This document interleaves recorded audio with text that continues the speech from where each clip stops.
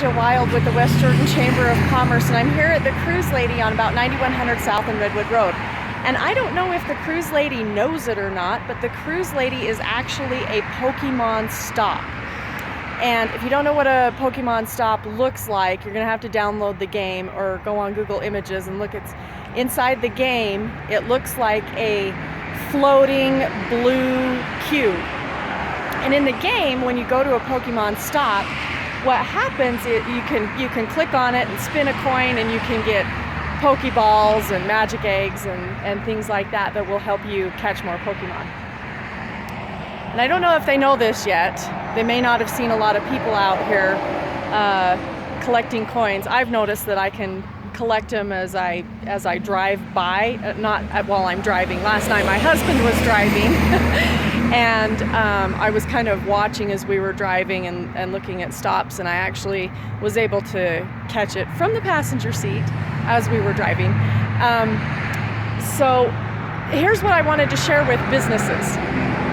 So because the Cruise Lady is a Pokemon stop, what they can do is they can sign into the game and they can pay to drop a lure. And what happens with a lure is that when you drop a lure, it lures Pokemon in for 30 minutes or something. So what happens is people can see as they're walking around and they're driving around, they can see that a Pokestop has a lure placed on it, and so they can go over to that stop and they can sit and wait for Pokemon to show up. And typically these Pokemon are more rare than other like Pokemon that you would find just anywhere. But what the cool thing is for businesses that you can do with this, so now see the Cruise Lady behind their building back here, they have this little convention center. And what they do in this convention center is they have like lecture series. They'll have John By the Way, filmmakers, different people stop by this little convention center that they've just remodeled back here. And it's a free lecture series.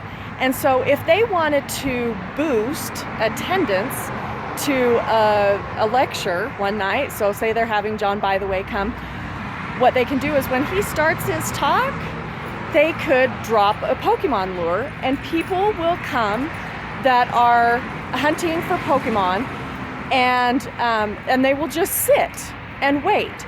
So they could, at this point, during this lecture series, drop a lure and then just welcome people to come in and sit and listen to the lecture while they're sitting and waiting for the Pokemon to show up and capture them. So if you're a business owner or manager, like I say at a restaurant or something, for instance, right across the street here, one of my favorite places, the Chocolate.